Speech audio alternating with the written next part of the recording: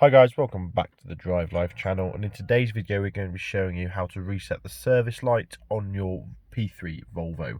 So this is my 2009 Volvo S80, and this process will be exactly the same on all of the other P3 chassis cars, so don't worry about that. So what we need to do is we need to get the key, keep your foot off the brake. As you can see, my foot isn't on the brake, and we're going to slot the key in. We're then going to tap the start top button to get the ignition on. And what we need to do is we need to make sure that our trip is at more than a 1/10 of a mile.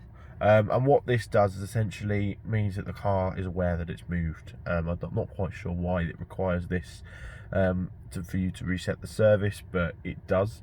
So then what we're going to do is we're going to hold the trip button and the start stop button until the information light here flashes, which is the yellow eye. So I'm just going to do that now. Unfortunately I can't do it one-handed, so I'm going to put you guys down, but I'll just do that quickly and join you in a second. Okay guys, so you have to hold it for about just over 5 seconds, and you'll hear a chime. The indicator light will flash, and as you can see, we've now got no messages left.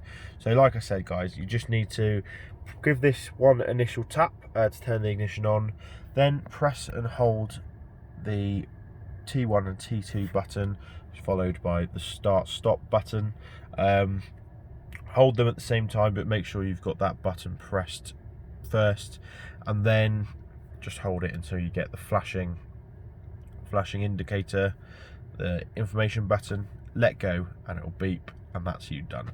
Okay, so thanks for watching. Don't forget to like, comment, subscribe, and I'll see you in the next video. Cheers.